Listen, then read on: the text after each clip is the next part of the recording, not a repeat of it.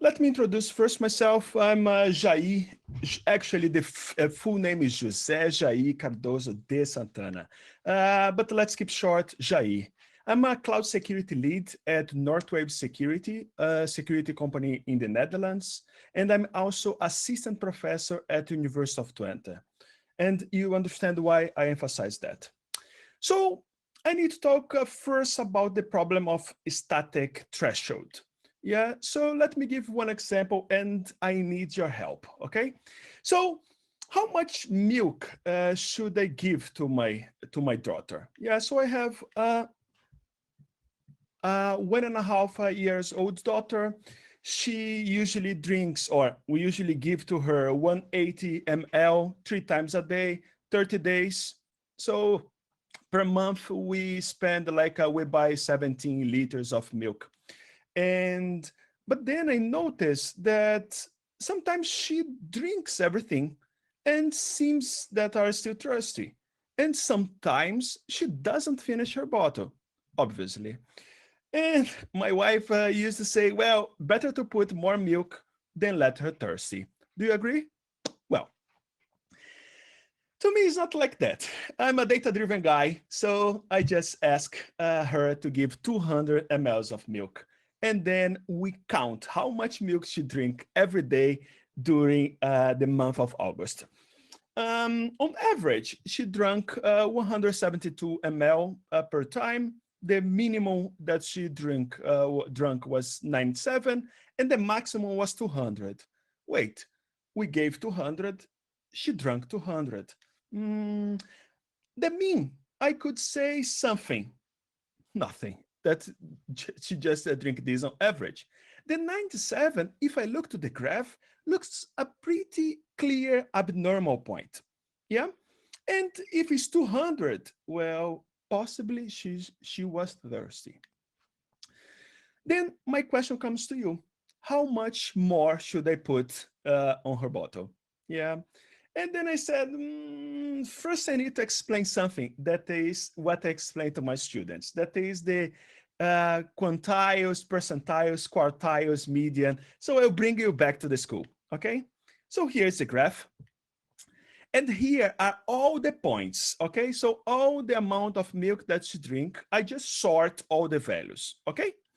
Now, if I divide this in the middle, let me ask you which element, so which number is at the middle of the second list?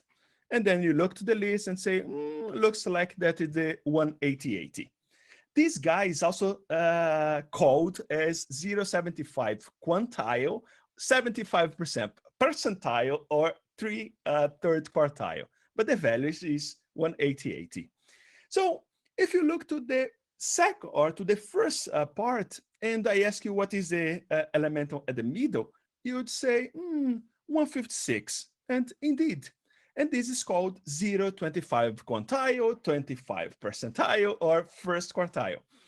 And then if I ask you which element is at the middle of this list of values, you'd say, Jair, there is not one single element there, but it's somewhere between the 176 and the 177. So why not to have this as the median? And this middle element is called median. Okay. So far, so good, I hope. So there is another concept that is really important for me to explain the rest, that is called interquartile range. That is basically the difference between Q3 and Q1, okay? It means basically what is the difference or which range of values are between this quartile and the top one. And then came this guy called John Tukey. Tukey, not Turkey. And then he said, well, let's define a range to see how much this value would variate, okay? And then he said, well, if I would like to analyze the lowest point, I'll take the Q1, and then I'll take the interquartile range, multiply by 1.5, and subtract this to the Q1. And he also proposed a definition of the higher value. That is, take Q3, take this interquartile range, this difference, and then multiply by 1.5. Okay? This was called honest significance difference, or Turkish test, to define this up and down value. And then came this visualization. Who of you knows what is this visualization? Yes, it's a box plot. What you may not know is that the third quartile is this value, the second quartile is the middle, the first quartile is this, the difference in the box is interquartile range, this is the lowest value, and this is the upper value. This is the moment that usually my student says, ah, this is what the box plot means. Yes, and these values below are actually the abnormal points, okay? And I put something at the corner. This is not a normal distribution. For this reason, the values may be different. So if you remember, I asked and measured everything in August, and then I saw that I gave 200 mLs, but she reached the 200 mL. So thirsty, possibly. But after I did this Turkey test, I just took that value, the upper value, and then I asked my wife, please, let's give only 236. And then this is the graph of September. The max, so the maximum that my daughter drank in all this month was 217. Question, is she thirsty? Was she? No. Is it clear so far? So it means that instead of that 17 liters, I actually, is better to buy 20 liters and guarantee that she will not be thirsty. And I could do this further calculation of the Turkey test per month, or I could do per day, or I could do per feeding, compare it to some past data. Is that clear? I hope so. Now applying to attacks.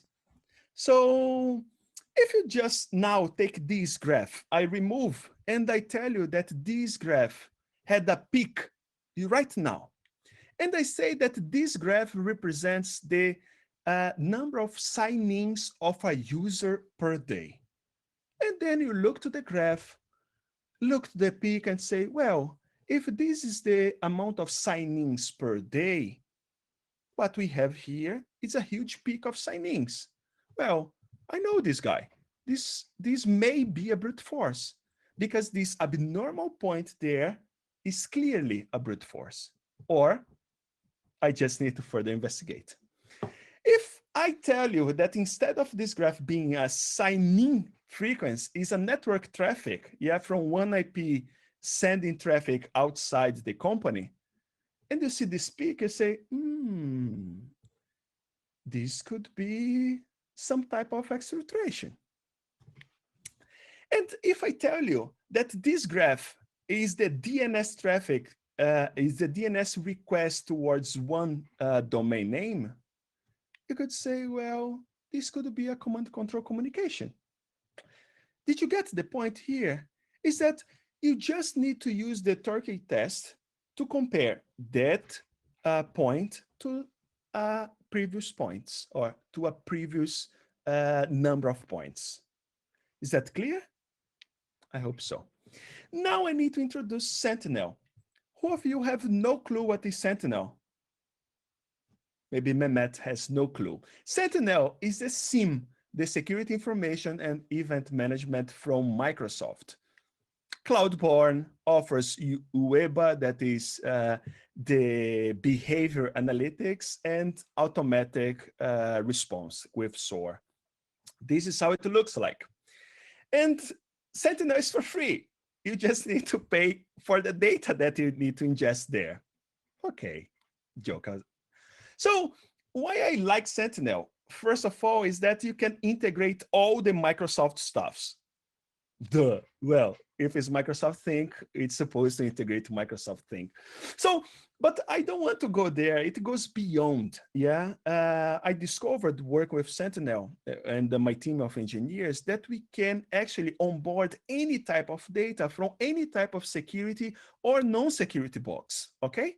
So let's say now that I can put inside Sentinel the identity management with the sign-ins logs, remember? Or the firewall logs, or the DNS server. So what I like the most about Sentinel is the flexibility. Because I play with a lot of SIEMs and we cannot write everything. There are predefined templates that, well, no. So I'm a data-driven person, so I want to use the data as I want and not as someone says for me to do. So this is where we can use the language defined by Microsoft, that is the KQL. And then when I started learning Sentinel and teaching to my team, I saw in the documentation that there was a function that implements exactly the Turkish test. Nice. So remember these attacks? This is what the KQL looks more or less like. So this is in production KQL. So basically, I receive firewall log data using syslog. I make a series, okay? And then I just get that series and use the function to calculate what is the test of Tukey. And then I can see which values are higher than 1.5, okay? That 1.5 times the EQR. So basically here, I just use one internal IP address communicating to an external IP address with some abnormal amount of bytes sent in relation to the past. But I need to tell you what are the problems. How should you fine tune? Yeah. And how can you bring this live? Because I usually recommend for you first, before bringing it live, to test over the data. If you do tests with the data that you have, you will notice that these type of graphs will appear. So something that was, imagine that is an outgoing data from one single IP to external IP addresses, okay? And then this IP address was almost no activity. And suddenly there is a peak, yeah? When I ask the analysts in the SOC if they should trigger one alarm, they say, of course, yeah, I see clearly in the graph, there is a clear peak. But then to consider this exfiltration, I need to know how many IPs these internal IP are communicating. If it's one, too many. If there are many, I don't know if I would consider exfiltration. So then the other question is that if I run this over and over my past time, I don't know, yesterday, the day before, or 1 hour before, and so on and so far, do I notice this behavior again? And in one of the cases, one of the customers, we noticed that over time, some IPs start having this peak, yeah? And then I asked them, well, I sent a list of IPs and said, well, these IPs have abnormal behavior, and we noticed at this time, this time, and this time. And then they said, Jai, these list of IPs are behind NAT.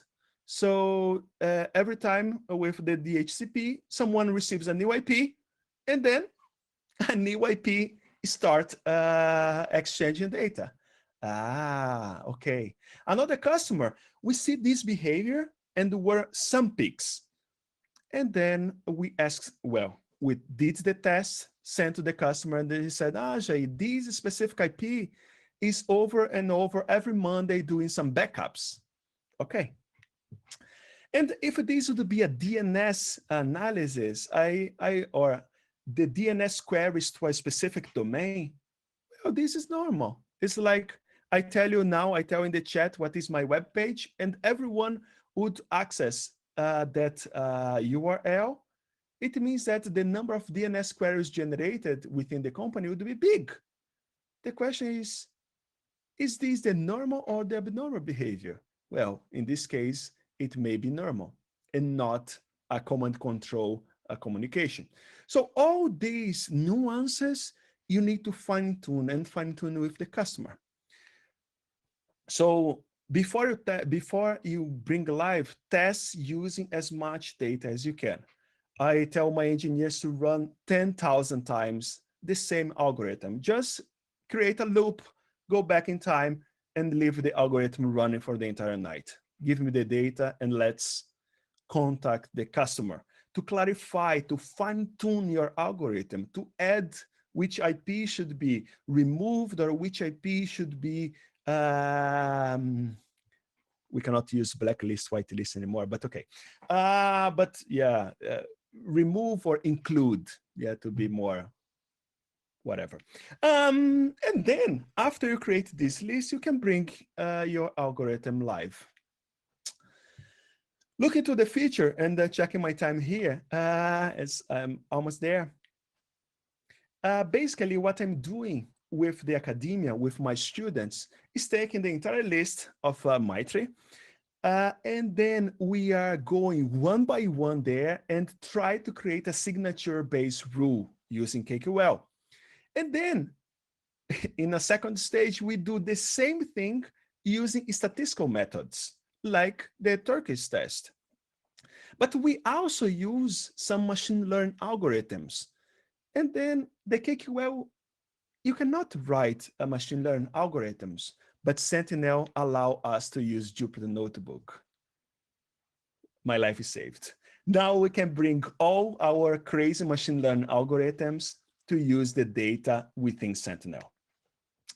Now, guys, let me go. My little one wants the 217 of milk or less.